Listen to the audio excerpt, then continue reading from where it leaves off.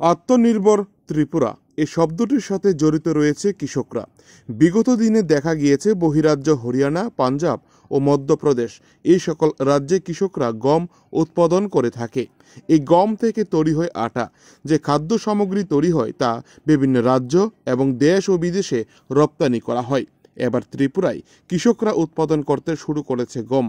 এই ধরনের চিত্র ফুটে উঠেছে বাগমা এগ্রি সেক্টর 12 গ্রাম পঞ্চায়েতের অধীন কৃষক তাপস দেবনাথের জমিতে।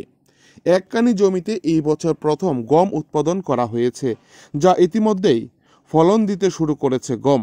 উত্তর পূর্বাঞ্চলের ছোট্ট পাহাড়ি রাজ্য এই ত্রিপুরায় কৃষক তাপস দেবনাথ যেভাবে গমের ফসল উৎপাদন করেছে তা রীতিমতো তাক লাগিয়ে দিয়েছে গোটা গোমতী জেলাবাসীকে। বাগমা এগ্রি সেক্টরের কৃষি দপ্তরের আধিকারিক ইন্দ্রাণী চক্রবর্তী আমাদের সংবাদ প্রতিনিধিকে জানিয়েছেন, বাগমাতে এই বছর থেকে শুরু হয়েছে গমের উৎপাদন। প্রথমবারের মতো ফসল ফলিয়ে কৃষক লাভের মুখ আগামী দিনে বড় আকারে দেখতে পারবে বলে তিনি আশা প্রকাশ করেন। কৃষি দপ্তর থেকে দেওয়া হয়েছে সার, বীজ এবং ঔষধ। যেভাবে কৃষকরা গম উৎপাদন করেছে তাতে করে আত্মনির্ভর হয়ে ওঠা এই ত্রিপুরা আগামী দিনে আরও বেশি করে গম উৎপাদন করবে কৃষকরা, এমনটাই আশা প্রকাশ করেন কৃষি আধিকারিক। বাগমা থেকে নিজস্ব প্রতিনিধি রিপোর্ট, টিভি 100 বাংলা। আত্মনির্ভর এই শব্দটি যেন একেবারে কৃষকদের সাথে সবসময় জড়িত রয়েছে। তার কারণ সেটা হচ্ছে বর্তমানে আমরা বাগমা এগ্রি সেক্টরের অধীনে বাগমা 12 গ্রাম পঞ্চায়েতের পাশে সে একটি গ্রাম, এবং সেই গ্রামের মধ্যে নতুনভাবে কিন্তু গড়ে উঠেছে শস্য শ্যামলা সেই গমের একটি জমি।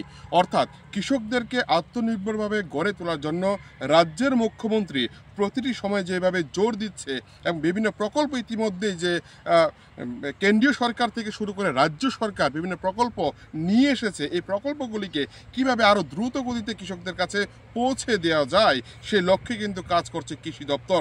এবং কৃষি দপ্তরে এই ধরনের ভূমিকা কিন্তু রীতিমতো কৃষকদেরকে আরও উৎসাহ জুগিয়েছে বলে মনে করছে কৃষক মহল। অর্থাৎ আপনারা বুঝতে পারছেন যেভাবে গমের ফলন সেখানে শুরু হয়েছে তা কিন্তু বলাই বাহুল্য আগামী দিনে কৃষকরা সেখানে আত্মনির্ভর হওয়ার প্রবল সম্ভাবনা রয়েছে বলে মনে করছে কৃষক থেকে শুরু করে কৃষি আধিকারিকরা। এমনটাই কিন্তু আমাদেরকে জানিয়েছে বাগমা এগ্রি সেক্টরের এক কৃষি আধিকারিক। অর্থাৎ আগামী দিনে আত্মনির্ভর হয়ে ওঠার যে আরও একটি যে মাধ্যম সামনে এসেছে তা কিন্তু বলাই বাহুল্য। বাগমা থেকে বিপ্লব দে, টিভি 100 বাংলা।